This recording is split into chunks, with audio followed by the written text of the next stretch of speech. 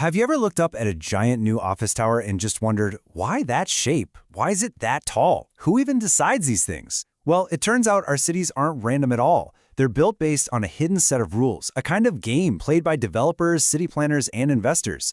So today, we're going to pull back the curtain and learn the rules that actually shape our skylines. So here's the plan. We're going to start with the really big picture, the economic booms and busts that drive the whole market. Then, we'll zoom in on how the pros actually read the market's pulse and what really makes one building better than another. And then, we'll get to the secret stuff, the two key rules that dictate exactly how much you can build and, more importantly, how you get paid for it. All right, first up, the big picture.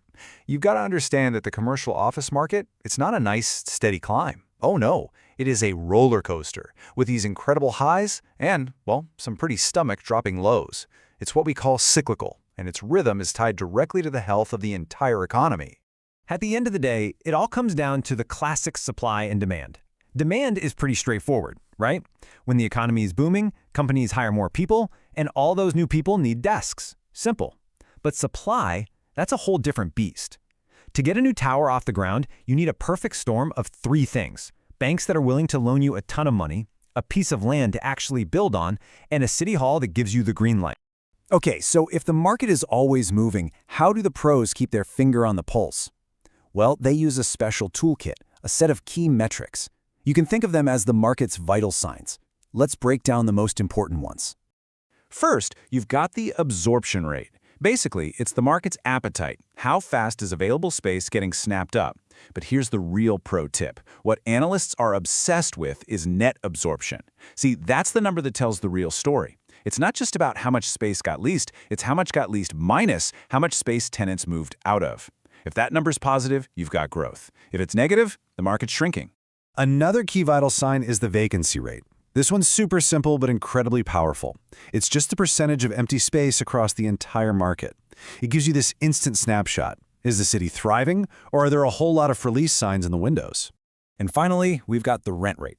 Now, you might see some big flashy number advertised for a building, but here's a little secret. The pros, they totally ignore that. They only care about one thing: the net rent rate. This is the real money, the actual profit a landlord gets per square foot after all the operating costs, the taxes, the maintenance, the whole shebang are paid for. This is the number that really counts. Now, speaking of metrics, take a look at this number, negative 2.05 million square feet. This is where things get really interesting. In just one quarter, Calgary's office inventory shrank by over 2 million square feet. I mean, that is a massive amount of space to just vanish. Your first thought is probably demolition, right? Big buildings being torn down. But that is not what happened here. Not at all. The real story is this incredibly clever policy called the Downtown Development Incentive Program. The city basically encouraged developers to take older, emptier office buildings and convert them into apartments. So the buildings didn't disappear, they just changed teams, right? They moved out of the office column and into the residential column. It's a brilliant way for a city to shrink its office supply and get those vacancy rates back under control, all without a single wrecking ball. Okay, so we know how to measure the market as a whole, but not all office space is created equal, right? A brand new glass skyscraper is obviously a very different thing from a 40-year-old brick building. So the pros have a system for this. They sort buildings into different classes. It pretty much breaks down into three tiers. Class A, that's your luxury penthouse. The best locations, the latest tech, the highest rents, the best of the best. Class B buildings are kind of like the reliable workhorses. They're solid, they're well-managed, maybe just a little bit older. And Class C, that's your no-frills, functional option. Perfect for businesses that are really focused on keeping costs down. And right now in Alberta, we're seeing this really fascinating trend called the flight to quality. Because there's a bit more space available, the rents in those top-tier Class A buildings have actually become more affordable. So you have all these companies jumping at the chance to upgrade, leaving their old Class B or C buildings behind. And why are they doing it? Well, it's a major perk to lure their employees back into the office. All right, now we get to the real secrets. We're zooming all the way in from the citywide market to just a single piece of land. And we're about to answer the most fundamental question in all of real estate development. How much stuff, how much building can you actually pack onto one piece of land? Is it just build as high as you want? Nope, not even close. There is one master rule that governs everything, and it goes by a simple three-letter name: FAR. FAR. It stands for Floor Area Ratio. This is the city's main tool for controlling density. It's really just a simple multiplier that dictates the absolute maximum total floor area you can build, and it's all based on the size of your lot. Now, the technical definition can sound a little dry. So let's use an analogy. This makes it super clear. Imagine your piece of land is a baking tray, and the building you want to put on it is a layer cake. FAR tells you exactly how many layers of cake you're allowed to have. So an FAR of 1.0 means you can build one layer of cake that covers the entire tray. An FAR of 5.0, you guessed it, you can have 5 layers. It's that simple.